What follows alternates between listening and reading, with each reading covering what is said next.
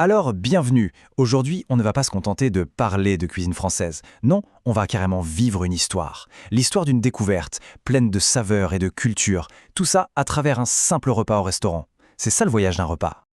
Et tout part de là, de cette simple phrase d'Anna. J'aimerais lui faire goûter quelque chose de spécial. En fait, elle ne veut pas juste lui offrir un bon plat. Ce qu'elle veut, c'est offrir une véritable expérience à son ami qui vient tout juste de débarquer en France. C'est bien plus qu'un repas. C'est une porte d'entrée, un geste d'accueil. Et pour nous, c'est le point de départ parfait pour notre exploration. Et qui sont nos guides dans cette aventure? Les voici. On a Anna, la locale, celle qui connaît les codes, les saveurs. Et puis on a Jong-un, le nouveau venu. Il est arrivé il y a à peine 2 jours. C'est son regard neuf, sa curiosité qui vont nous servir de fil conducteur pour redécouvrir les grands classiques de la gastronomie française. Bon, l'aventure commence. Et comme tout bon repas français qui se respecte, ça commence par l'entrée. Mais pour Jong-un, ce n'est pas juste une mise en bouche. C'est son tout premier pas vers l'inconnu. Un choix qui, on va le voir, demande un certain courage. Alors le serveur arrive et propose 2 options. Et pas n'importe lesquelles, 2 monuments. D'un côté, on a les fameux escargots de Bourgogne. Imaginez-les, bien chauds, nappés de ce beurre persillé et aillé qui crépite encore dans les coquilles. Et de l'autre, un plateau d'huîtres, tout droit venu des côtes françaises. Fraîche, iodée, un vrai goût d'océan. On est d'accord, ce sont 2 expériences radicalement différentes. Et là, c'est le moment clé. On sent l'hésitation de Jong-un. Des escargots, je n'ai jamais goûté. On peut presque ressentir ce mélange de curiosité et d'une petite pointe d'appréhension, pas vrai?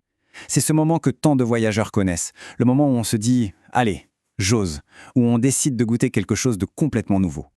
Bon, après une entrée aussi audacieuse, il est temps de passer aux choses sérieuses, le plat principal. Et là encore, le choix de Jong-un ne va pas juste lui remplir l'estomac, non. Il va nous faire voyager. Il va nous transporter dans une région bien particulière de la France. Il choisit la truffade. Alors la truffade, qu'est-ce que c'est exactement?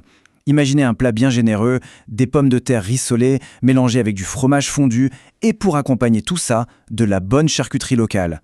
C'est le plat réconfortant par excellence, un plat riche qui tient au corps et qui vient tout droit du cœur de la France, de l'Auvergne.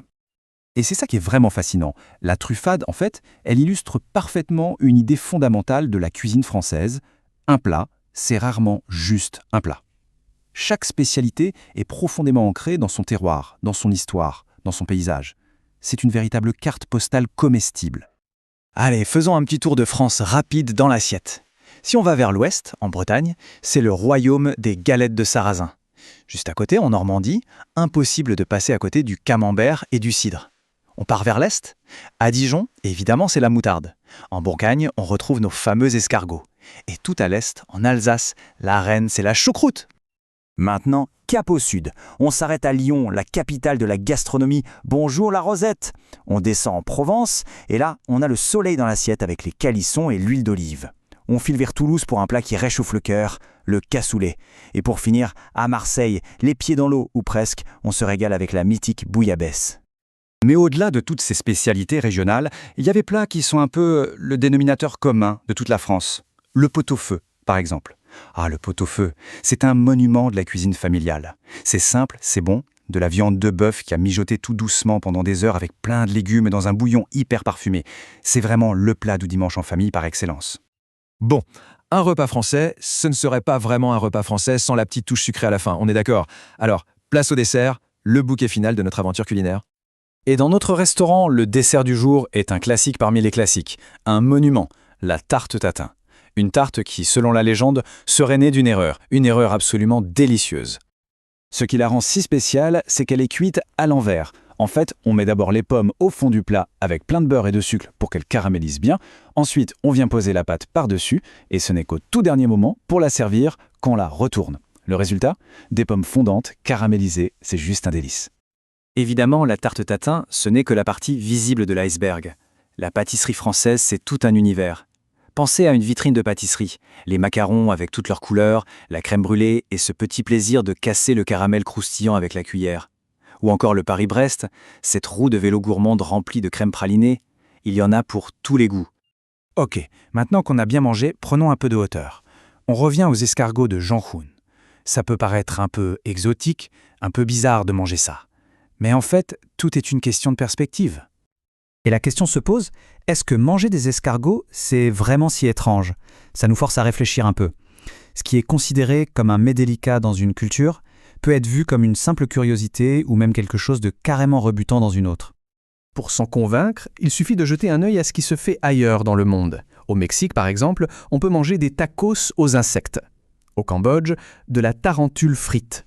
Et en Italie, il y a le casu marzu, un fromage qui contient des larves d'insectes vivantes. Alors, quand on voit ça, nos petits escargots au beurre à l'ail, ils ont l'air presque sages, non? Et au final, toute cette exploration culinaire nous ramène à quelque chose de plus intime, de plus personnel. Ça montre bien que la nourriture, c'est tellement plus que juste un moyen de se nourrir. Et ça amène à une dernière question, une question intéressante à se poser. Si on devait, comme Anna, faire découvrir quelque chose de spécial de sa propre culture, quel plat est-ce qu'on choisirait? Quel est le plat qui raconte une partie de notre histoire, de nos origines, de notre identité? C'est une jolie manière de voir la gastronomie, je trouve. Voilà, merci d'avoir suivi ce voyage avec nous.